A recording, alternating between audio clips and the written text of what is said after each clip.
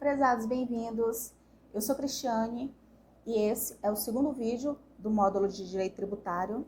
Nesse vídeo falaremos sobre competência tributária. No primeiro vídeo iniciamos o assunto falando sobre o poder de tributar e essa é a continuação daquele primeiro vídeo. Continuando o assunto, falaremos sobre a competência tributária que decorre do poder de tributar. Quem é que tem a competência, quem é que tem a autoridade de impor e de exigir tributos? Já vimos que é o Estado que tem a soberania de impor e de exigir tributos que decorrem da lei. O Estado tem a soberania, essa soberania decorre de lei e a lei que tem o poder de impor e de instituir tributos. Vamos lembrar que o Brasil, além de ser um Estado democrático de direito, ele também é um Estado federado. Lembra do nome do país? República Federativa do Brasil. Esse nome está expresso na Constituição Federal, no artigo 1º. E a principal característica de um Estado federado é a descentralização política. Isso significa que o país ele é uma reunião de estados federativos e que cada estado tem a sua capacidade de se autogovernar, que tem autonomia. Não tem soberania, mas tem a autonomia. A soberania tem o Estado, o Brasil de forma completa, né? A União. Mas cada unidade dessas da federação, unidades que estamos falando, estados e município. O estado, por exemplo, o estado do Rio de Janeiro, o estado do Maranhão, tem sua autonomia. Cada cidade tem sua autonomia. O Distrito Federal tem sua autonomia de se autogovernarem. Isso significa se autogovernar é montar a sua própria Constituição.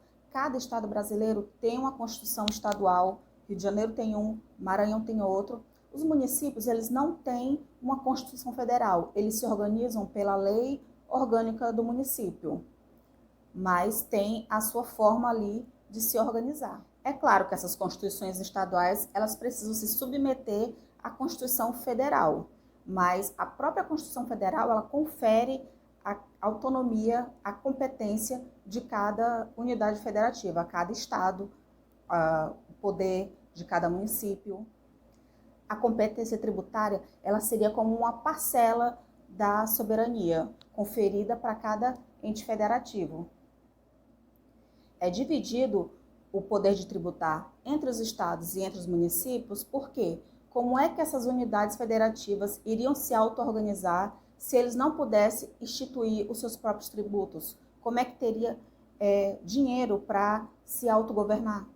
Por quê? Se cada unidade dependesse o tempo inteiro de valores, de tributos de outros entes federativos, ele não teria autonomia, ele teria sempre que ficar submetido a um ou outro estado. Por mais que tenha autonomia, esses entes federativos, eles não se sustentam sozinhos. O estado do Rio de Janeiro não se sustenta sozinho, a cidade do Rio de Janeiro não se sustenta sozinho. Mas o legislador, ele tinha ciência disso e por isso impôs a repartição das receitas tributárias. Essa repartição de receitas tributárias, ela vem justamente para tentar solucionar esse problema, porque os estados brasileiros não arrecadam dinheiro, arrecadam valores, arrecadam tributos da mesma forma. O estado como o Rio de Janeiro, ele consegue arrecadar mais tributos do que um estado, por exemplo, como o Maranhão. É claro que essa divisão ela tem muitas falhas, mas a ideia era essa, de tentar igualar todo o Estado brasileiro, toda a federação. Um exemplo fácil de visualizar isso é o IPVA. É um tributo que a competência é do Estado. Quando você paga o IPVA, você está pagando ao Estado, por exemplo, ao Estado do Rio de Janeiro, ao Estado do Maranhão. E o Estado, ele tem o dever de repartir 50% desse valor arrecadado com o município aonde está registrado aquele automóvel. Aquele veículo onde está licenciado recebe 50% do valor que foi pago ao Estado.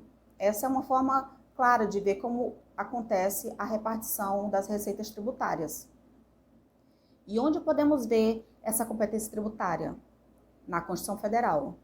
É na Constituição que o Estado soberano pode se pode se organizar. Então, tem lá todas essas competências, essas atribuições que os estados têm, que os municípios têm para repartir essas receitas tributárias.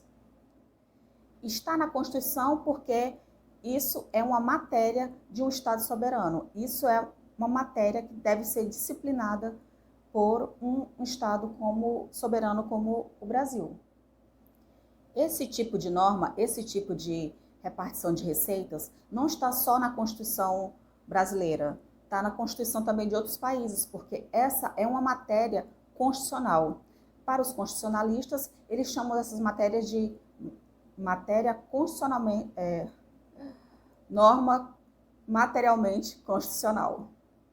Isso significa que é uma norma que tem o seu conteúdo é materialmente constitucional. É uma norma que precisa vir na Constituição de um Estado soberano. O Brasil, ele é um país que tem na sua Constituição normas materialmente constitucionais e normas formalmente constitucionais. As formalmente é aquelas que estão na Constituição só para constar.